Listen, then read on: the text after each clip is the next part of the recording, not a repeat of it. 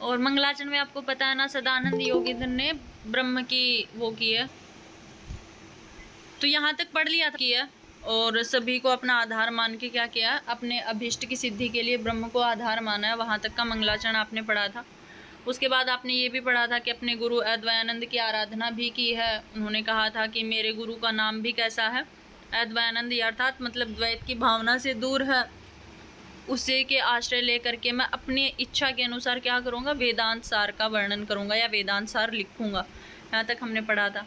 उसके बाद है अनुबंध चतुष्टय। अनुबंध चतुष्टय जो होते हैं ना, मतलब कोई भी आप ग्रंथ लिखते हैं, कोई भी पुस्तक आप लिखते हैं या किसी भी, तो जब कोई भी ग्रंथ लिखते हैं ना, उससे पहले उसके अनुबंध चतुष्टय पे ध्यान देते हैं। मतलब पहले उसका अधिकारी कौन होता है, मतलब आप जिस ग्रंथ का वर्णन कर रहे हैं या जिस ग्रंथ को आप लिख रहे हैं उसको कौन कौन पढ़ सकता है, कौन उसके पढ़ने का अधिकारी है। उसके बाद हमें उसका विषय भी बताना पड़ता है कि आप इस ग्रंथ को क्यों पढ़ेंगे, क्योंकि इसका ये विषय है, इसलिए आप बताएंगे कि जैसे अब कोई ग्रंथ आप लिखेंगे तो उसका विषय ही ज्ञात नहीं होगा तो उसको पढ़ने में कोई रुचि नहीं रखेगा, इसलिए उसका विषय भी बताना पड़ता है। उसके बाद वो विषय किससे संबंधित है, जो ग्रंथ आप लिख रहे हैं वो किसका उपजीव्य मान करके लिखा गया है या किससे संबंध रखता है वो ग्रंथ, ईश्वर से संबंध रखता है, पुराणों से संबंध रखता है, वेदों से संबंध रखता है, मतलब किससे संबंधित है, किसका आधार लेकर के ये ग्रंथ लिखा गया है, तो वो संबंध जानना होता है। उसके बाद उसके लिखने का प्रयोजन क्या है, मतलब हम ग्रंथ लिखते हैं आजकल तो हम किसी न किसी को उपजीव्य मान करके, जैसे हम महाभारत के वन पर्व पर हम कोई भी ग्रंथ लिखते हैं तो पहले जब महाभारत का वन पर्व लिखा जा चुका है तो हम दोबारा से वन पर्व क्यों लिख रहे हैं, तो वो आपको प्रयोजन बताना पड़ेगा कि इस वजह से ये लिखा जा रहा है। तो ये जो अनुबंध चतुष्टय होते हैं ये आपको प्रत्येक ग्रंथ के प्रारंभ में आते हैं। सबसे पहले आपको अधिकारी होना चाहिए कि कौन सा अधिकारी है जो इस ग्रंथ को पढ़ने के लायक है या मेरे इस ग्रंथ को पढ़ सकता है। उसके बाद आपको ग्रंथ का विषय बताना होता है कि मेरे इस ग्रंथ का, इस पुस्तक का, जो भी मैं ये पुस्तक लिख रहा हूँ इसका मेरे का ये विषय है। उसके बाद संबंध होता है कि इस विषय का संबंध किससे है या इस ग्रंथ का संबंध मैं किससे आश्रित होकर के लिख रहा हूँ, किसको उपजीव्य मान करके लिख रहा हूँ, ऐसा संबंध बताना चाहिए। और प्रयोजन मतलब मैं ये ग्रंथ क्यों लिख रहा हूँ, लोग मेरे इस ग्रंथ को क्यों पढ़ें, किस वजह से पढ़ें, कौन सा कारण ऐसा है कि जो मेरे ग्रंथ की वजह से पूरा होगा, तो वो प्रयोजन क्या होता है, लास्ट अनुबंध चतुष्टय होता है। तो इस प्रकार से आपसे कई बार परीक्षा में प्रश्न पूछा गया है कि अनुबंध कितने प्रकार के होते हैं, तो आपको बताना है अनुबंध 4 प्रकार के होते हैं। कौन से, अधिकारी, विषय, संबंध और प्रयोजन। ये प्रत्येक ग्रंथ के होते हैं, ऐसा नहीं है कि आप वेदांत सार पढ़ रहे हैं इसलिए वेदांत सार के अधिकारी, विषय, संबंध और प्रयोजन 4 अनुबंध हैं। अब सांख्य कारिका पढ़ेंगे तो उसके अलग संबंध हो जाएंगे, उसके अलग नहीं, ऐसा नहीं है। प्रत्येक ग्रंथ के ये 4 ही अनुबंध होते हैं। प्रत्येक ग्रंथ का पहले अधिकारी बताना होता है कि इसके पढ़ने के अधिकारी कौन है। प्रत्येक ग्रंथ को पहले विषय बताना होता है, विषय प्रतिपादित करना होता है कि इस ग्रंथ का विषय ये है या ये ग्रंथ यहाँ से लिया गया है, यहाँ से संबंधित है और इस ग्रंथ का प्रयोजन ये है, इस वजह से मैं ये ग्रंथ लिख रहा हूँ। ये हमें बिल्कुल शुरुआत में हमें देना चाहिए, ठीक है। तो ये आपको ध्यान में रखना है। उसके बाद अब सबसे पहले बोला कि अनुबंध चतुष्टय में जो सबसे पहला होता है वो होता है अधिकारी। तो वेदांत को पढ़ने का अधिकारी कौन है, तो कह रहे हैं अधिकारी तु विधिवत अधीत वेद वेदांगत्वेन न अपततो अधिगत अखिल वेदार्थो अस्मिन जन्मनि जन्मांतरे वा। ये काफ़ी बड़ा पहरा है तो बीच बीच में ये एक एक लाइन लिख रखी है। कहते हैं कि वेदांत को पढ़ने का अधिकारी कौन है, कहते हैं विधिवत अधीत वेद वेदांग, मतलब जिसने विधि से, विधि पूर्वक मतलब जहाँ गुरु शिष्य इत्यादि के साथ रह करके, गुरु उपाध्याय के साथ रह करके जिसने विधि से, पूरे विधि विधान से विधि पूर्वक अधीत जिसने पढ़ लिया है, किसको, वेद को या वेदांगों का, मतलब जिस किसी मनुष्य ने विधि पूर्वक या तो वेदों का पठन किया है, पठन पाठन किया है, या उसके बाद वेदांगों का अध्ययन किया है, अधिगत अखिल वेदार्थो अस्मिन जन्मनि जन्मांतरे वा, या फिर कोई मनुष्य ऐसा हो जिसने पूर्ण रूप से अखिल वेदार्थो, अखिल यानी संपूर्ण वेदों के अर्थों को जिसने जान लिया है, या तो अस्मिन जन्मरे, या तो मतलब इस जन्म में किसी ने वेदार्थ को या वेद या वेदांगों को पढ़ लिया है, या जन्मांतरे वा, या किसी अन्य जन्म में भी जिसने वेद वेदांग का अध्ययन किया है। ऐसा कौन होता है, वेदांत पढ़ने का अधिकारी होता है। ठीक, आपसे पूछा जाएगा कि वेदांत पढ़ने का अधिकारी कौन है, तो जिसने विधिवत वेद वेदांग को पढ़ा है, अखिल वेदार्थों के, वेदों के अर्थों का जिसने अध्ययन किया है, या तो इस जन्म में किया है या जन्मांतरे वा, या किसी अन्य जन्म में किया है। उसके बाद है कहते हैं काम में निषिद्ध वर्जन पुरः सरम नित्य नैमित्तिक प्रायश्चित उपासना अनुष्ठानेन। काम में कर्म ये कह रहे हैं कि काम में कर्म, तो कह रहे हैं कि जिसने काम में कर्म निषिद्ध कर्मों का वर्जन कर दिया है, मतलब कोई मनुष्य ऐसा होता है कि कोई कार्य जब करता है ना वो किसी कामना से करता है, और जो कामना से किया हुआ कार्य होता है ना उसका फल नहीं मिलता है। जो भी कर्म हमें करने चाहिए वो निष्काम भाव से करने चाहिए, ऐसे हमारी संस्कृति हमें आदेश देती है कि हम जो भी कार्य करें वो कैसा करें, निष्काम भाव से करें। तो काम में कर्मों को जिसने छोड़ दिया है, और निषिद्ध यानी जो कार्य निषेध है हमारे लिए, जैसे हम बोलते हैं कि हमें शराब नहीं पीना चाहिए, शराब क्या है, हर जगह निषेध का कार्य लिखा हुआ है। तो वही कह रहे हैं कि जो निषेध कार्य हमारे शास्त्रों में बताए गए हैं, उन निषिद्ध कार्यों को जिसने वर्जन मतलब त्याग दिया, और जिस मनुष्य ने कामना रूपी कार्यों को त्याग दिया है या निषिद्ध कर्मों को जिसने त्याग दिया है, उसके बाद कह रहे हैं पूरा है सरम नित्य नैमित्तिक प्रायश्चित उपासना अनुष्ठानेन। ये कह रहे हैं उसके अलावा नित्य कर्मों को जो हमेशा करता है, नित्य संध्या वंदन इत्यादि जो कर्म होते हैं उनको विधि पूर्वक करता है, नित्य रूप से दिनचर्या के रूप में करता है। कुछ नैमित्तिक कार्य होते हैं, जैसे पुत्र उत्पन्न हो जाता है तो जातेष्टि इत्यादि जो यज्ञ होते हैं वो रोज रोज नहीं किए जाते, वो किसी निमित्त से किए जाते हैं। तो विवाह संस्कार इत्यादि हैं वो किसी निमित्त से किए जाते हैं, ऐसे कर्मों को जो करता है। एक होता प्रायश्चित, अर्थात प्रायश्चित हमने कोई पाप कर दिया है, अनजाने में हमसे कोई भूल हो गई है, तो उसके लिए हम प्रायश्चित मंत्र इत्यादि का वर्णन कर सकते हैं, तो वो जो करता है। और उपासना मतलब ईश्वर ब्रह्म की जो उपासना करता है, ऐसे अनुष्ठान करने वाले व्यक्ति को क्या है, इस ग्रंथ को पढ़ने का अधिकारी समझना चाहिए। ठीक है, तो इसमें दो बातें बताई हैं, एक तो काम्य और निषिद्ध वर्जन मतलब कामना रूपी जो काम्य कर्म है उनको, और एक निषिद्ध जो कार्य हैं उन सबको जिसने त्याग दिया है। और चार ये बताए हैं कि जो नित्य कर्मों को करता है, नैमित्तिक कर्मों को करता है, प्रायश्चित कर्मों को करता है, और एक उपासना इत्यादि कर्म को करने वाला जो व्यक्ति है वो इस ग्रंथ का क्या है, पढ़ने का अधिकारी माना जाता है। अब उसके बाद एक लाइन और है, कहते हैं निर्गत निखिल कलमस्तया नितांत निर्मल स्वांत है। अर्थात जिसने निखिल कलमस्तया निर्गत है, मतलब जितने भी सारे पाप हैं, जितने उसने पाप इत्यादि कहे हैं, उन सभी पापों से, निखिल मतलब सारे के सारे पापों से जो कलमस्तया दूर हो चुका है, निर्गत यानी मुक्त हो चुका है, संपूर्ण पापों से जो मुक्त हो गया है। और उससे आगे कह रहे नितांत निर्मल स्वांत है, जो व्यक्ति सारे पापों को छोड़ करके उसका जो हृदय है वो क्या हो गया, नितांत मतलब अत्यंत निर्मल हो गया, स्वांत उसका जो अंतःकरण है, उसका जो हृदय है, मतलब सब पाप छल इत्यादि ईर्ष्या द्वेष भावना जितनी भी है सबको छोड़ करके उसका जो हृदय है वो एकदम निर्मल हो जाता है, स्वांत निर्मल हो जाता है। ऐसे व्यक्ति को पढ़ने का क्या होता है, मेरे ग्रंथ को पढ़ने का वो अधिकारी है। और उसके बाद कह रहे हैं साधन चतुष्टय संपन्न है प्रमाता, जो 4 प्रकार के साधनों से संपन्न है। अब 4 प्रकार के साधन है वो आपको आगे बताए जाएंगे कौन कौन से साधन है। तो वही कह रहा है कि जो 4 प्रकार के साधनों से संपन्न होता है, ऐसे प्रमाता, प्रमाता होता है अधिकारी, तो ऐसे मेरे ग्रंथ को पढ़ने का वो कौन है, प्रमाता है, या ऐसे ये जितनी क्वालिटी जिसके अंदर है वो मेरे ग्रंथ का पढ़ने का क्या है, अधिकारी है। अब आप देखेंगे तो इसमें 4-5 चीज़ें आई। सबसे पहले क्या कहा कि अधिकारी कैसा होना चाहिए, जिसने विधिवत वेद वेदांग को पढ़ लिया है। वेद वेदांग को इस तरीके से न पढ़ा हो तो अखिल वेदार्थ को पढ़ लिया। अखिल वेदार्थ यानी सारे के सारे वेदों के अर्थों को जिसने पढ़ लिया है, या तो इस जन्म में पढ़ा है या किसी अन्य जन्म के उसके संस्कार उद्बुद्ध हैं, कि पहले आपको लगे कि ऐसा कि मैंने पहले जन्म में मैंने वेद इत्यादि को पढ़ा है या वेदों इत्यादि के अर्थों को पढ़ा है, तो वही कह रहे हैं। उसके बाद क्या कह रहे हैं कि काम्य और निषिद्ध का जिसने वर्जन कर दिया है, मतलब कोई भी काम वो कामना से नहीं करता है, या कोई भी काम निषिद्धता मतलब जो भी निषेध है शास्त्रों में ऐसे कार्य को नहीं करता है, ऐसा पढ़ने वाला अधिकारी है। उसके बाद कहते हैं जो नित्य कर्म करता है, नैमित्तिक कर्म करता है, प्रायश्चित कर्म करता है और उपासना इत्यादि करता है, ये चारों कर्म जो करणनीय है, मतलब जो करने योग्य पदार्थ हैं उनको करता है, वो क्या है, मेरे ग्रंथ को पढ़ने का अधिकारी है। उसके बाद कह रहे हैं निखिल कलमशतया, अर्थात प्रत्येक प्रकार के सारे पापों से जो निर्गत यानी छूट गया है, मुक्त हो गया है, ऐसे नितांत निर्मल स्वांत वाला जो व्यक्ति होता है।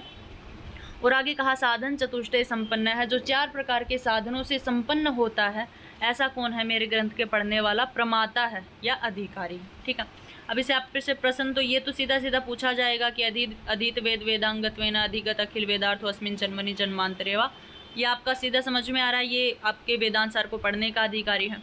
इसके बाद ये भी समझ में आ रहा है सीधा, निर्गत निखिल कलमशतया नितांत निर्मल स्वांत है, मतलब सारे पापों से छूट करके जिसका हृदय स्वांत, मतलब जिसका हृदय निर्मल हो गया है, ऐसे पढ़ने वाला अधिकारी है।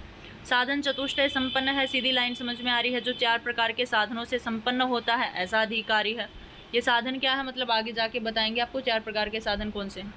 यहाँ ये बीच वाली जो लाइन है, इनसे ये प्रश्न पूछा जाता है आपसे कि कौन कौन से निषिद्ध कर्म है, वर्जन मतलब कितने प्रकार के कर्मों का निषेध किया गया है और कितने प्रकार के जो कर्म है वो करने चाहिए। तो देखो यहाँ पे काम्य और निषिद्ध 2 कर्म ऐसे हैं जो आपको छोड़ने हैं, और नित्य, नैमित्तिक, प्रायश्चित और उपासना, ये 4 कर्म आपको ऐसे हैं जो आपको करने योग्य हैं, यानी आपको करने चाहिए।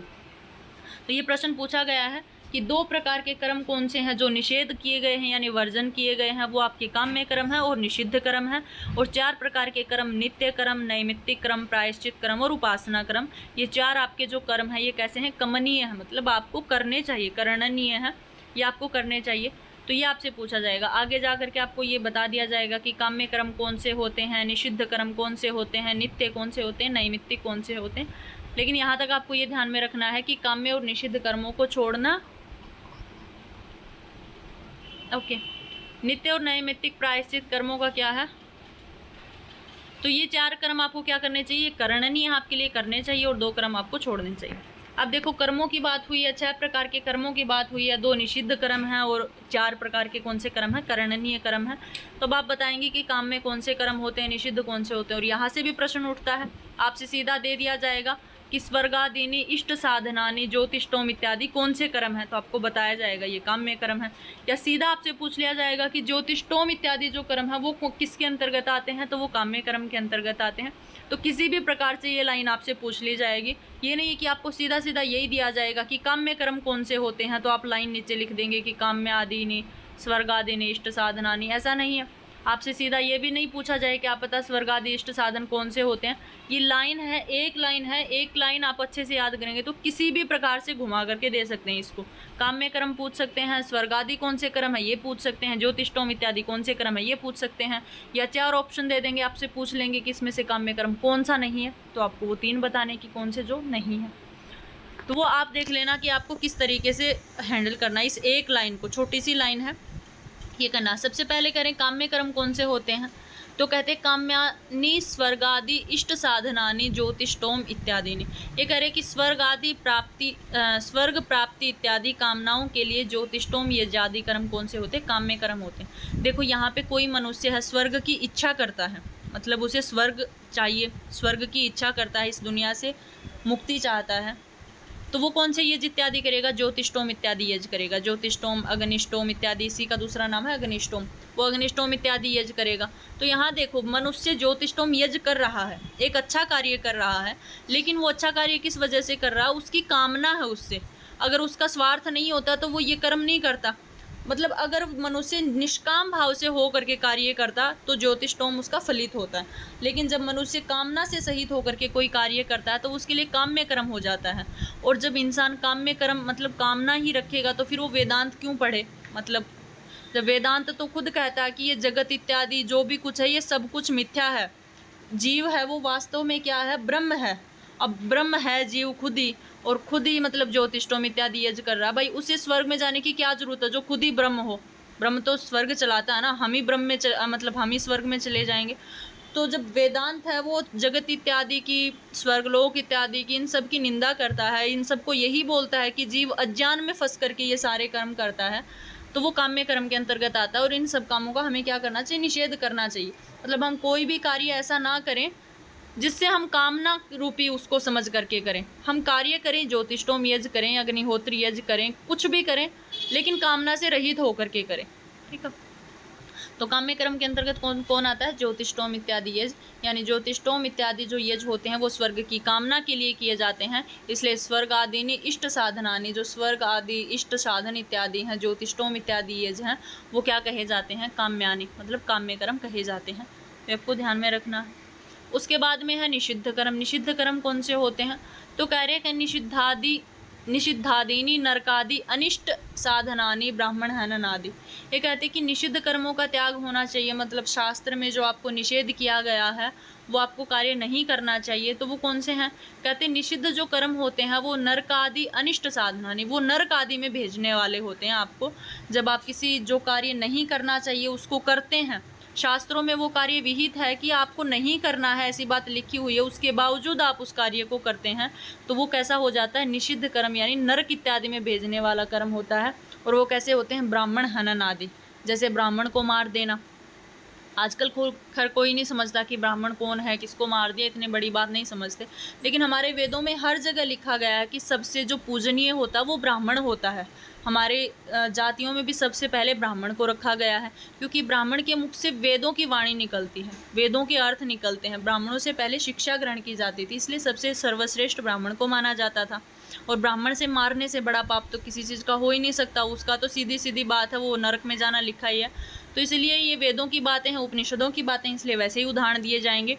इसलिए कह रहे हैं कि निषिद्ध कर्म कैसे होते हैं? नरक आदि अनिष्ट साधनानि ब्राह्मण हनन आदि, कि जो नरक इत्यादि में भेजने वाले अनिष्ट साधन हैं, जैसे ब्राह्मण हनन इत्यादि, ब्राह्मण को मार देना, शूरा को पी लेना, शूरा यानी शराब इत्यादि का सेवन करना, ये सारे कैसे हैं? निषिद्ध कर्म हैं और ये नरक में भेजने वाले हैं। तो ये आपको ध्यान में रखना है कि निषिद्ध कर्म कौन से होते हैं, इनको नहीं करना चाहिए। अगर कोई व्यक्ति शराब नहीं पीता है, कोई व्यक्ति मतलब ब्राह्मण इत्यादि का हनन या मारता पीटता नहीं है, उसको ही वेदानुसार पढ़ना चाहिए। अब यहाँ कोई हो शराब वराब पीता हो तो निकल लो अभी भी। उससे आगे है नित्य क्रम। नित्य क्रम कैसा होता है? जो नित्य मतलब हर रोज किया जाए, जिस कर्म को, सुबह जो खाना पीना होता है हमारा, नॉर्मल लाइफ में अगर देखें तो पानी पीना हमारे लिए नित्य है, हम बिना पानी पिए एक दिन नहीं रह सकते। नहाना, खाना पीना, सोना इत्यादि ये हमारे नित्य क्रम में आते हैं। लेकिन बात उपनिषद टाइप की कर रहे हैं, तो हम उस तरीके से देखें तो नित्य क्रम कौन से होते हैं? तो कहते हैं अकरणे प्रत्यवाय साधनानि संध्या वंदन आदिनि। ये कह रहा कि अकरणे मतलब जिसके न करने से, करण होता करने से, और अकरण क्या होता? जिसके न करने से प्रत्यवाय पाप होता, हानि होती है। मतलब करने से आपको लाभ मिलेगा नहीं मिलेगा वो कोई बात नहीं है कि आप जो कार्य कर रहे हैं उसका फल आपको मिले नहीं मिलेगा, लेकिन न करने से आपकी हानि जरूर हो जाएगी। अब आप एक दिन नहाएंगे नहीं तो आपकी हानि, मतलब नहाने से आपको रोज रोज कुछ मिलता नहीं है, लेकिन एक दिन नहीं नहाएंगे तो आपकी हानि जरूर हो जाएगी। एक दिन 2 दिन नहीं नहाएंगे, खाज खुजली इत्यादि कुछ भी हो सकता है।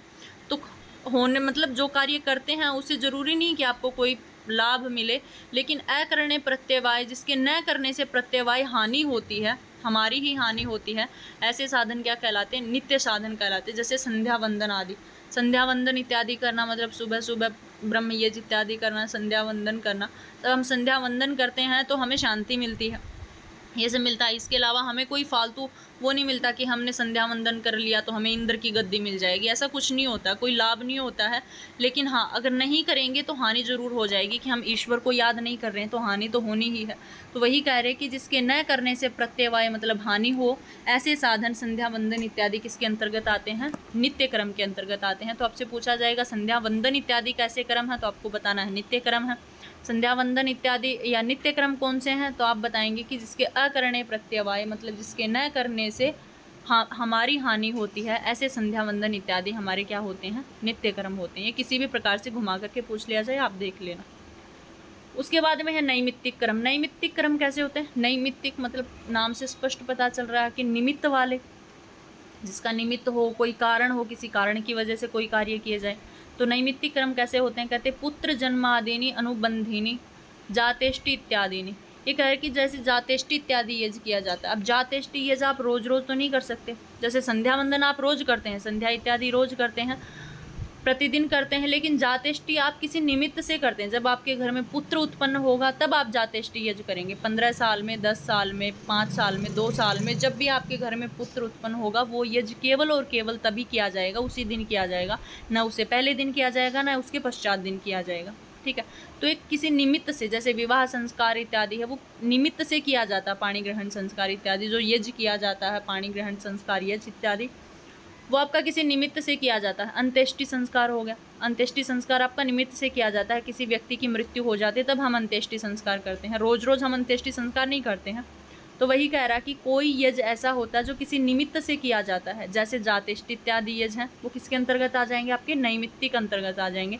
जैसे कोई पुत्र उत्पन्न हो गया घर में, तो उसके निमित्त हमने जातेष्टि यज्ञ इत्यादि कर लिया। वो ये कैसे हो जाएंगे, नैमित्तिक कर्म हो जाएंगे। आपसे ये पूछा जाए कि जातेष्ट इत्यादि किसके अंतर्गत आते हैं, तो आपको बताना है नैमित्तिक के अंतर्गत। आपसे पूछा जाए नैमित्तिक कर्म कौन से होते हैं, तो जातेष्ट इत्यादि नैमित्तिक कर्म होते हैं। कहते जातेष्टि क्यों करनी चाहिए, तो आपको बताना है पुत्र जन्म आदि अनुबंधनी के लिए क्या किया जाता है, नैमित्तिक यानी जातेष्टि यज्ञ किया जाता है। उसके बाद में है प्रायश्चित कर्म। अब कह रहे प्रायश्चित कर्म किसे कहते हैं, तो कह रहे पाप क्षय साधनानि चांद्रायण आदि। ये कह रहे कि पाप क्षय, क्षय होता है नष्ट करना। कहते हैं जब पाप को नष्ट करना हो, जब हमने अनजाने में कोई पाप कर दिया, ऐसा नहीं है कि आप रोज रोज पाप करके आ रहे हैं और रोज रोज एक हवन करके आप अपने पाप को मिटा लेते हैं, नहीं।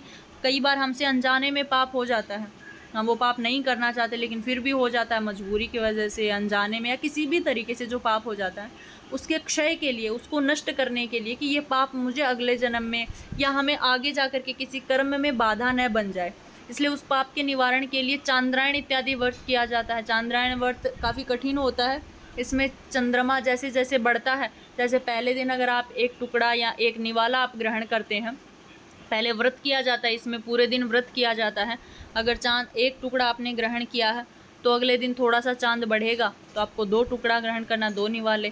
तीसरे दिन थोड़ा और बढ़ेगा तो पूरे दिन आपको उपवास रखना है, लेकिन थोड़ा सा चंद्रमा बढ़ा तो थोड़ा सा भोजन और बढ़ा दीजिए। ऐसे आपको 15 दिन करना है। फिर उसके बाद में 15 दिन जैसे जैसे चंद्रमा घटता जाता है, अब 15 दिन में जैसे चंद्रमा पूरा हो गया तो आपका भोजन भी एक टाइम का पूरा हो जाता है 15 दिन में।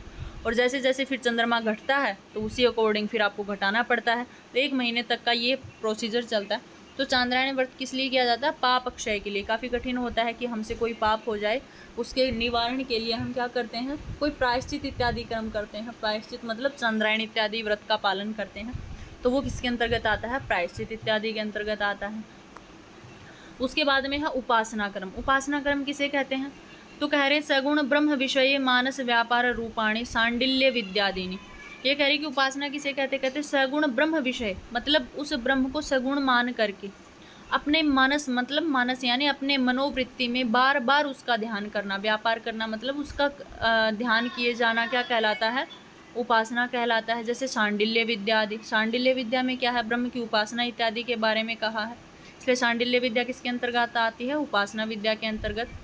तो वही कह रहे कि सगुण ब्रह्म विषय मानस व्यापार रूपाणी सांडिल्य विद्यादिनी, यानी सगुण ब्रह्म विषय, यानी जिस ब्रह्म की कहाँ पर वेदांत सार में जहाँ पर चर्चा की जा रही है, या जिस ब्रह्म को उपनिषदों में कहा गया है, ऐसे ब्रह्म की अपने मन में एक आकृति बना करके, अपने मन में सगुणी बना करके स्थिर करना, अपने मन को कहीं और न लगाना। मतलब ब्राह्मण को ब्रह्म के ध्यान को छोड़ करके अपने मन को कहीं और न लगाना क्या कहलाता है, उपासना कर्म कहलाता है। जैसे क्या है, शांडिल्य विद्या इत्यादि नहीं है। ठीक है, तो ये आपको ध्यान में रखना है, ये आपके कर्म थे। उसके बाद कह रहे कि नित्य इत्यादि जो कर्म है उनका प्रयोजन क्या है, मतलब हम क्यों करें नित्य कर्म, नैमित्तिक कर्म, उपासना कर्म, प्रायश्चित कर्म, ये हम क्यों करें। तो कह रहे कि नित्यादिनी बुद्धि शुद्धि ही, कहते हैं नित्यादिनी बुद्धि शुद्धि ही परम प्रयोजनम। कहते हैं कि नित्य इत्यादि जो कर्म होते हैं, नित्य नैमित्तिक इत्यादि जो कर्म होते हैं वो क्या कहलाते हैं, बुद्धि शुद्धि परम प्रयोजनम। बुद्धि की शुद्धि करना इसका परम प्रयोजन। आपसे पूछा जाएगा कि नित्य नैमित्तिक इत्यादि इनका परम प्रयोजन क्या है, गौण प्रयोजन क्या है, तो आपको यही बताना है कि नित्य इत्यादि जो कर्म है, आप नित्य कर्म करते हैं, संध्या वंदन इत्यादि, आप नैमित्तिक कर्म करते हैं, किसी कारण से आप प्रायश्चित कर्म करते हैं, इसका परम प्रयोजन क्या है, आपकी बुद्धि की शुद्धि होती है इनसे, आपकी जो बुद्धि है वो अच्छी प्रकार से कार्य करेगी। तो बुद्धि की शुद्धि करना इन कर्मों का क्या है, परम प्रयोजनम, परम प्रयोजन है। और आगे कहा कि उपासना का परम प्रयोजन क्या है, तो कहते हैं उपासना नाम तु चित्त एकाग्रम, मतलब उपासना इसलिए करनी चाहिए क्योंकि चित्त की एकाग्रता बनी रहती है। हमारा चित्त हमेशा ब्रह्म में ही लीन रहता है, एकाग्रता बनी रहती है, कभी वो चंचल नहीं होता है, इसलिए चित्त की एकाग्रता करना क्या कहलाता है, उपासना का परम प्रयोजन है। ठीक है, उसके बाद कहते हैं कि नैमित्तिक कर्म का प्रयोजन क्या है, मतलब निमित्त कर्म क्यों करें, तो कहते हैं नित्य नैमित्तिक प्रायश्चित उपासना नाम त्व अवांतर फलम पितृलोक सत्यलोक प्राप्ति ही कर्मणा पितृलोको विद्या देवलोक है। ये पूरी लाइन है। तो ये आपको ऊपर बता दिया कि परम प्रयोजन तो क्या है, बुद्धि की शुद्धि करना, और उपासना का परम प्रयोजन क्या है, चित्त की एकाग्रता को करना। अब कह रहे कि नित्य है, नैमित्तिक, प्रायश्चित, उपासना, इन चारों का अवांतर फल क्या होता है, अवांतर मतलब गौण। एक तो होता प्रधान कर्म, मतलब जो परम प्रयोजन होता है, और एक इसे थोड़ा घटके जो प्रयोजन होता है। तो परम प्रयोजन तो बता दिया, नित्य नैमित्तिक और प्रायश्चित का परम प्रयोजन बुद्धि की शुद्धि है, और उपासना का परम प्रयोजन चित्त की एकाग्रता है। अब चारों का अवान्तर प्रयोजन बता रहे हैं। कहते हैं कि पितृलोक सत्यलोक की प्राप्ति, पितृलोक यानी हमारे जो पूर्वज जहाँ पर गए हैं उस लोक की हमें प्राप्ति हो जाए, और सत्यलोक की प्राप्ति हो जाए यानी विद्या इत्यादि की प्राप्ति हमें हो जाए, तो क्या कहलाता है? अवान्तर फल है। नित्य नैमित्तिक प्रायश्चित उपासना इत्यादि का पितृलोक और सत्यलोक की प्राप्ति करना क्या है? अवान्तर फलम कहा गया है। उसके बाद कह रहे कि पितृलोक क्या होता है और सत्यलोक क्या होता है, तो कहता है कर्मणा पितृलोक, मतलब अपने कर्मों के द्वारा जैसे हम कर्म करेंगे उससे हमें पितृलोक की प्राप्ति होती है, और विद्या देवलोक है, हमारी विद्या से, हमारी बुद्धि इत्यादि जिस अच्छे प्रकार से कार्य करेगी उस विद्या से हमें क्या होती है? देवलोक की प्राप्ति होती है।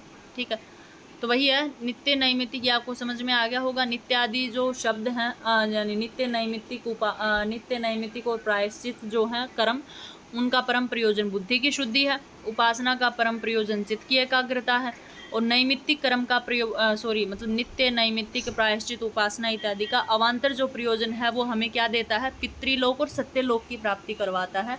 से आगे प्रश्न पूछा गया पितृलोक क्या है, सत्यलोक क्या है, तो आप बताएंगे कर्मणा पितृलोक है, कर्मों के द्वारा पितृलोक की प्राप्ति होती है, और विद्या देवलोक है, विद्या के द्वारा हमें देवलोक की प्राप्ति की जाती है, प्राप्ति होती है। ठीक है, सत्यलोक की प्राप्ति की जाती है।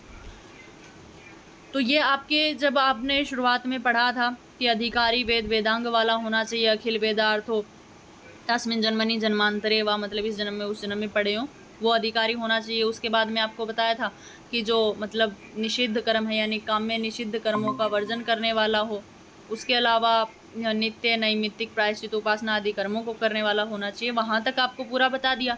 अब उसके बाद आपको बताया था एक लाइन और थी नॉर्मल बीच में कि सारे के सारे निखिल कलमशतया निर्गत है, मतलब सारे पापों को धुल करके एक निर्मल स्वांत हृदय वाला होना चाहिए। इस लाइन में कोई स्पेशल नहीं था, ये पढ़ी जानी आपको नॉर्मल समझ में आ गई। उसके नीचे था एक कि चतुष्टय साधन संपन्न है, कि अधिकारी कैसा होना चाहिए? 4 साधनों से संपन्न होना चाहिए, उसके पास 4 प्रकार के साधन होने चाहिए, वही अधिकारी है।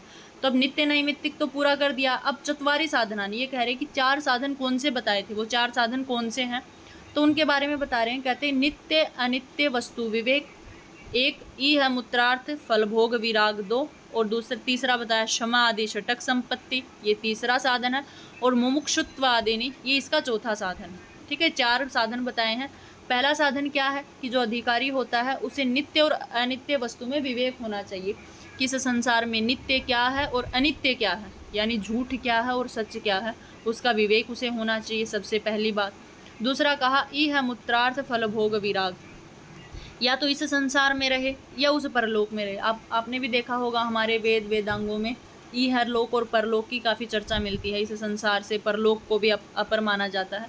तो कहते हैं कि ई हर लोक में रहे और दूसरे लोक में कहीं भी रहे, लेकिन प्रत्येक प्रकार के फल भोगों से विराग उसका होना चाहिए, वैराग्य होना चाहिए। मतलब ऐसा नहीं कि इस संसार में रह रहा है तो ये स्त्री मेरी है, ये संपत्ति मेरी है, ये मेरा है, ये चंदन मेरा है, ये घर मेरा है, इस प्रकार से नहीं करना चाहिए। तो वही कह रहा है कि इस संसार में रहे या दूसरे संसार में, उसे प्रत्येक प्रकार के कर्म और फल से क्या होनी चाहिए? विरक्ति होनी चाहिए। ऐसा इस पढ़ने का अधिकारी है। और आगे कहा समाधि षटक संपत्ति, शम दम उपरति तितिक्षा इत्यादि, ये 6 प्रकार की आपको आगे चल करके 6 संपत्तियां बताई जाएंगी। तो कह रहा कि शम दम इत्यादि जो 6 प्रकार की संपत्ति हैं उनको भी जानने वाला होना चाहिए, वो इस ग्रंथ को पढ़ने का अधिकारी है। और चौथा कहा मुमुक्षु, मतलब मोक्ष की इच्छा रखने वाला। अगर मतलब ये ग्रंथ पढ़ रहा है तो उसकी इच्छा होनी चाहिए कि मुझे मोक्ष की प्राप्ति हो, तो ऐसी इच्छा रखने वाला क्या कहलाता है? इस ग्रंथ का पढ़ने का अधिकारी कहलाता है। तो ये 4 प्रकार के साधन हैं, आपको ध्यान रखना है। पहला नित्य अनित्य वस्तु विवेक, दूसरा इह मूत्रार्थ फल भोग विराग, तीसरा समाधि षटक संपत्ति, और चौथा क्या है? मुमुक्षुत्व। ये 4 प्रकार के साधनों से जो संपन्न होता है वो क्या कहलाता है? अधिकारी कहलाता है। उसके बाद कहते हैं, या हम पढ़ लेते हैं, 4 साधन तो पढ़ ही लेते हैं कि कौन सा क्या है। तो सबसे पहले कहते हैं कि नित्य अनित्य वस्तु विवेक, मतलब कैसा होना चाहिए? नित्य क्या है, नित्य क्या है, इसकी परिभाषा क्या है? तो कहते हैं नित्य अनित्य वस्तु विवेक तावत ब्रह्मैव नित्यम वस्तु ततो अन्यत अखिलम अनित्यम इति विवेचनम। कहते कि जो भी मनुष्य इस वेदांत सार को पढ़ रहा है उसे इतना विवेक होना चाहिए कि ब्रह्मैव नित्यम वस्तु, जो ब्रह्म है वो केवल और केवल नित्य वस्तु है, ततः अन्यत अखिलम अपि अनित्यम, उसके अलावा जो भी कुछ है, मतलब उस ब्रह्म के अलावा, अन्यत मतलब उसके अलावा, अखिलम जो भी कुछ इस संसार में है वो सब अनित्यम, वो सब अनित्य है, यानी संसार भी यहाँ तक कि अनित्य है। ब्रह्म को छोड़ करके आप जो भी चीज़ें देख रहे हैं, अगर आप जन्म ग्रहण कर रहे हैं, आपके सूक्ष्म शरीर हैं, कारण शरीर है, आपका स्थूल शरीर है, आपकी इंद्रियां हैं, आपका संसार है, सब कुछ क्या है, अनित्य है। ठीक है, तो जो मनुष्य ये जानता है कि ब्रह्म नित्य वस्तु है और अब्रह्म यानी जो ब्रह्म के अलावा जो भी वस्तु है वो सब की सब अनित्य हैं, ऐसे विवेक रखने वाला व्यक्ति क्या कहलाता है, इस ग्रंथ को पढ़ने का अधिकारी। आपसे पूछा जाएगा कि नित्य वस्तु क्या है और अनित्य क्या है, तो बता दिया ना, ब्रह्मैव नित्यम वस्तु, ब्रह्म ही एकमात्र नित्य वस्तु है और अन्यत अखिलम अनित्यम, उसके अलावा जो भी कुछ है ब्रह्म के अलावा वो सब का सब क्या है, अनित्यम, अनित्य है। विवेचनम, ऐसा विवेचन होना चाहिए, ऐसा विवेक होना चाहिए जिस मनुष्य के पास, वो इस ग्रंथ को पढ़ने का क्या है, अधिकारी है। उसके बाद कह रहे हैं कि ऐहिकानां श्रक चंदन वनितादि विषय भोगानां कर्मजन्यतया अनित्यत्व अमुकमशणिकानां अपि अमृतादि विषय भोगानां नित्यतया तेभ्यो नितराम ईहमुत्रार्थ फलभोग विराग है। ये कहता है कि ये क्या है, मतलब ईहमुत्रार्थ फलभोग विराग कैसा होता है, कहता है ऐहिकानां श्रक मतलब माला इत्यादि, कहते हैं ना कि कोई स्त्री को माला डाल दी जाए या कोई भी व्यक्ति है, सोने इत्यादि की माला है, हीरों की माला है, उसे चिपक के बैठ जाता कि मेरी ही है, तो ऐसी माला इत्यादि से विराग होना चाहिए। चंदन इत्यादि से, वनिता होती स्त्री इत्यादि से, और विषय भोगानाम मतलब जो भी हम विषयों का भोग करते हैं, ऐश्वर्य रूपी जो भी विषय है उनका भोग करते हैं, कर्मजन्यतया इन सब कर्मों से उत्पन्न होने वाली चीज़ क्या होती है कि चंदन इत्यादि से, माला इत्यादि से, स्त्री इत्यादि से या विषय भोग इत्यादि से जो भी कर्मजन्य होते हैं ये क्या होते हैं, सब के सब अनित्य होते हैं। अमोस्मिकाणा मतलब इनका कोई वो नहीं होता है, ये सब के सब अनित्य होते हैं, इससे हमें किसी चीज़ की कोई प्राप्ति नहीं होती है, ये हमें जान होना चाहिए। ठीक है, इतना हमें पता होना चाहिए कि संसार में जो हम फल भोग रहे हैं, माला इत्यादि, चंदन इत्यादि, स्त्री इत्यादि का सुख भोग रहे हैं, विषय इत्यादि का सुख भोग रहे हैं, इन कर्मों से उत्पन्न होने वाला कोई फल हमें नहीं मिलता है, सब के सब अनित्यत्व, सब के सब अनित्य हैं, ऐसा हमें क्या होना चाहिए, ज्ञान होना चाहिए। उसके बाद में कहा अमृतादि विषय भोगा नाम, अमृत इत्यादि मतलब अमृत लोक में जा करके जब हम स्वर्ग लोक पहुँच जाएंगे, हमें अच्छे लोक की प्राप्ति हो जाएगी, वहाँ पर भी हम क्या होना चाहिए, वहाँ पर भी जो हम भोग भोगते हैं मतलब हमें कर्मों के अनुसार, क्योंकि जो मनुष्य स्वर्ग में जाएगा सीधी सी बात है उसे तो अच्छे अच्छे भोग ही मिलेंगे, अच्छे कर्म करके जो मनुष्य जाएगा फल भी अच्छा मिलेगा, लेकिन वहाँ पर भी जो आप फल की प्राप्ति कर रहे हैं वो यही सोच के करें कि वो भी अनित्यतया, वो कर्म भी यानी वो फल भी, वो भोग भी आपके लिए क्या है, अनित्य हैं। आप यही सोचें, इस संसार में रहें तब भी आप यही सोचें कि ये जो माला चंदन इत्यादि मेरे पास हैं ये सब अनित्य हैं। आप अमृत इत्यादि लोक में चले जाएं तब भी आप जो भोग भोग रहे हैं उसको भी यही सोच करके भोगें कि ये सब मेरे नहीं है, सब अनित्य हैं। तो ऐसा सोचने वाला क्या कहलाता है, नितराम ईहमुत्रार्थ फलभोग विराग है, यानी इस संसार में रहता हुआ, उस संसार में रहता हुआ किसी भी प्रकार के फल को या भोग को किस प्रकार से भोगे, विराग वैराग्य से उत्पन्न होकर के पारलौकिक इत्यादि वस्तुओं का भोग करे, ऐसा विवेक करने वाला व्यक्ति इस ग्रंथ का पढ़ने का क्या है, अधिकारी है। उसके बाद बता रहे हैं समाधि षटक संपत्ति। एक सेकेंड, आगे है समाधि षटक संपत्ति। एक 6 प्रकार की संपत्तियां कौन सी हैं, तो कह रहे हैं शम दम उपरति तितिक्षा समाधान और श्रद्धा। ये आपको क्रम से याद करनी है, पहले शम दम, फिर उपरति, फिर तितिक्षा, फिर समाधान और श्रद्धा। आगे जाके बताएंगे आपको शम किसे कहते हैं, दम किसे कहते हैं, उपरति किसे कहते हैं, तितिक्षा किसे कहते हैं, समाधान और श्रद्धा किसे कहते हैं, ये आगे की बातें आपको आगे बताएंगे। सबसे पहले आपको ध्यान में रखना कि 6 संपत्तियां हैं कौन सी, तो आपको बताना है शम दम उपरति तितिक्षा समाधान और श्रद्धा, ये 6 प्रकार की षटक संपत्ति होती हैं, और जो इन संपत्तियों को जानता है, इनका विवेक जो रखता है, वो मेरे ग्रंथ के पढ़ने का अधिकारी, मेरे मतलब सदानंद योगींद्र के ग्रंथ के पढ़ने का वो अधिकारी है। अब सबसे पहले कह रहे हैं शम किसे कहते हैं, तो कहते हैं कि सम किसे कहते हैं, श्रवण आदि व्यतिरिक्त विषयेभ्यो मनसो निग्रह।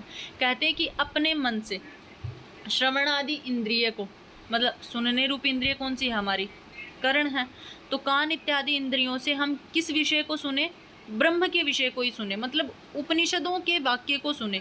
व्यतिरिक्त मतलब उपनिषद के वाक्यों से अतिरिक्त जो विषय हैं उन सब से मनसो निग्रह, उन सब से अपने मन का निग्रह रखें, मतलब अपने मन को बिल्कुल एकदम कंट्रोल रखें। ठीक है, यानी उपनिषद इत्यादि वाक्य हैं, उसके अलावा हम किसी भी विषय को ना सुने, किसी भी विषय में अपना श्रवण ना लगाएं, मन ना लगाएं, तो वो क्या कहलाता है? शम कहलाता है। यानी श्रवण आदि अपने जो श्रोत्र इत्यादि जो इंद्रियां हैं उनसे व्यतिरिक्त विषय भी हो, व्यतिरिक्त यानी किससे अतिरिक्त? ब्रह्म से अतिरिक्त, उपनिषद इत्यादि वाक्य से अतिरिक्त मनसो निग्रह, हमें मन का निग्रह रखना चाहिए। ऐसे विषय को क्या कहते हैं? सम संपत्ति कहते हैं। अब दम किसे कहते हैं? तो कहते हैं बाह्य इंद्रियाणाम तद व्यतिरिक्त है विषय भूनिवर्तनम। पहले ऊपर सुनने की इंद्रियों से ब्रह्म के विषय को हटकर कुछ नहीं सुनना चाहिए, अब कह रहे कि देखना भी नहीं चाहिए। बाह्य इंद्रियाणाम, बाह्य मतलब बाहर की जो इंद्रियां हैं, यानी देखने वाली जो इंद्रियां हैं वो कैसी हों? तद व्यतिरिक्त मतलब केवल और केवल वेदादि विषय को देखें, उपनिषद इत्यादि विषय को देखें, ब्रह्म इत्यादि विषय को देखें। तद अतिरिक्त विषय भ्यो निवर्तनम, उससे अतिरिक्त अगर हमारी इंद्रियां कहीं लग रही हों तो उसका निवर्तन कर देना चाहिए, यानी उसको वहाँ से हटा लेना चाहिए। मतलब हमारी जो इंद्रियां हैं उनसे हम केवल और केवल ब्रह्म के विषय को देखें, वेदादि के वाक्यों को देखें, उपनिषद के वाक्यों को देखें। तद अतिरिक्त विषय भ्यो निवर्तनम, उनसे अतिरिक्त जितने भी विषय हैं उन सब से अपनी इंद्रियों को क्या कर लेना चाहिए? निवर्तन कर ले, यानी हटा लेना चाहिए। इसको क्या कहते हैं? दम कहते हैं। उसके बाद कहते हैं उपरति किसे कहते हैं?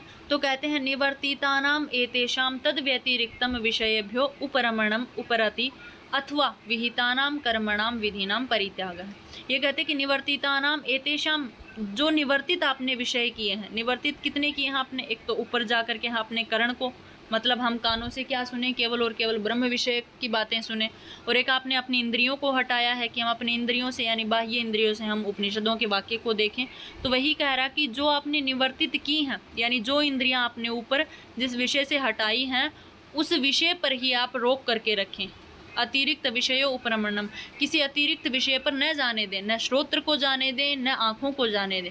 वही कह रहा कि जो आपने आँखों और कानों को ऊपर वाले विषय से हटाया है, उस विषय से हट करके आप किसी भी तरीके से उसका कहीं और उपरमण ना करने दें, उसको क्या कहते हैं? उपरति कहते हैं। या फिर विहितानाम कर्मणाम विधिनाम परित्यागः, जो कर्म आपके लिए विहित है, बस 5 मिनट और कहते हैं कि विहितानाम कर्मणाम विधिनाम परित्यागः है, जो आपके लिए कर्म विहित हैं, मतलब शास्त्रों में जो आपके लिए कर्म निर्दिष्ट हैं उन कर्मों को करें। अन्यथा विधिनाम परित्यागः है, अन्य सभी विषयों को क्या कर दें? परित्याग कर दें। ठीक है, यानी जो कर्म आपके लिए बताए गए हैं शास्त्रों में केवल और केवल उनको करें, उसके अलावा जितने भी कर्म उनका क्या कर दें? परित्याग कर दें। तो उसे क्या कहते हैं? उपरति कहते हैं। उसके बाद है तितिक्षा। तितिक्षा किसे कहते हैं? तो कहते हैं शीतोष्णादि द्वंद्व सहिष्णुता। शीत उष्णा इत्यादि, यानी शीत यानी सर्दी और उष्ण गर्मी इत्यादि को सहन करना क्या कहलाता? तितिक्षा कहलाता। द्वंद्व से मतलब है जो दो दो जोड़े होते हैं, जैसे सर्दी गर्मी, भूख प्यास, सुख दुख, इस प्रकार से दो के जो द्वंद्व हैं उन सभी को क्या करना? सहन करना। भूख लगी उसको सहन करना, प्यास लगी उसे भी सहन करना, सुख है उसे भी सहन करना और दुख है उसे भी सहन करना, शीत को सहन करना, उष्ण इत्यादि को सहन करना, तो क्या कहलाता है? तितिक्षा कहलाता है। उसके बाद है समाधान, यानी समाधि या समाधान किसे कहते हैं? तो कहते हैं निगृहीतस्य मनसः श्रवण आदौ तद अनुगुण विषय च समाधि। ये कह रहे कि जो मन आपने निगृहित किया है, मतलब आपने केवल और केवल उपनिषदों के वाक्य में या ब्रह्म में अपना मन वशीभूत किया है, यानी ब्रह्म में लगाया है, उस कानों से क्या करें? अनुगुण विषय च समाधि, उन कानों से केवल और केवल ब्रह्म के विषय को सुनते रहें, लगातार उसी में लगाए रखें। अब पीछे तो क्या बताया था? पीछे इतना बताया था कि अपने कानों से या अपने कर्णों से केवल और केवल ब्रह्म विषय को सुनना, यानी उपनिषद इत्यादि वाक्यों को सुनना। लेकिन यहाँ क्या कहा जा रहा है कि जिस मन को आपने निगृहित किया था, जिस मन को आपने अपने वश में किया था, उस मन से अनुगुण विषय मतलब लगातार ब्रह्म के विषय में ही सुनते जाना, वो क्या कहलाता? आपका समाधान कहलाता है। और श्रद्धा किसे कहते हैं? कहते गुरु उपदिष्ट वेदांत वाक्येषु विश्वासः श्रद्धा, कि गुरु आपको कोई उपदेश करे, लेकिन कैसा उपदेश? वेदांत वाक्यों का उपदेश करता है, ऐसे गुरु की बात में विश्वास रखना ही क्या कहलाता? श्रद्धा। ऐसे नहीं कि गुरु जो भी कह रहा आप उसके ऊपर भरोसा कर रहे हैं, नहीं, गुरु के मुंह से निकले हुए वेदांत के वाक्यों के ऊपर भरोसा करना। ये वेदांत को मानते हैं, मतलब उपनिषदों को मानते हैं, कि जब गुरु आपको उपदेश करे, कि उपनिषद वाक्यों का उपदेश करे, उन सभी वाक्यों के ऊपर आपको आंख बंद करके विश्वास कर लेना क्या कहलाता? श्रद्धा कहलाता है। और ये आपकी षटक संपत्ति होगी, सम दम उपरति तितिक्षा श्रद्धा और समाधान। ये आपको 6 समझ में आ गए होंगे। तो जो मनुष्य इनको अच्छी प्रकार से विवेक इत्यादि कर लेता है उसे क्या कहते हैं? वेदांत का अधिकारी कहते हैं। अब चौथा था मुमुक्षुत्व, कि चौथा क्या है साधन चतुष्टय में, कि मोक्ष की इच्छा रखने वाला। तो मुमुक्षुता का क्या परिभाषा, मोक्ष इच्छा। जो व्यक्ति मोक्ष की इच्छा करता है ऐसा क्या कहलाता है, वेदांत को पढ़ने का अधिकारी कहलाता है। यही वेदांत को पढ़ने वाला प्रमाता यानी अधिकारी होता है। प्रमाता शांत चित्त वाला होता है, मतलब शांत चित्त है। प्रमाता कैसा होना चाहिए, शांत दांत चित्त वाला होना चाहिए। ऐसे ही वेदांत को पढ़ने वाला क्या कहलाता है, अधिकारी कहलाता है। तो आज हम अधिकारी तक पढ़ते हैं। आई थिंक आपको यहाँ तक समझने में कोई दिक्कत नहीं हो। ये थोड़ा ज़्यादा नहीं, थोड़ा सा ये टफ है वेदांत सार। इसके अलावा सब समझ में आ जाएगा। छोटी छोटी डेफिनेशन है, वाक्यों के अनुसार ही डेफिनेशन है। तो वो आपको समझ में कहीं से ना आए तो मुझे बता देना, ग्रुप में डिस्कस कर लेंगे, या किसी भी प्रकार से कहीं आपको दिक्कत आ रही हो तो मैसेज कर देना, ठीक है।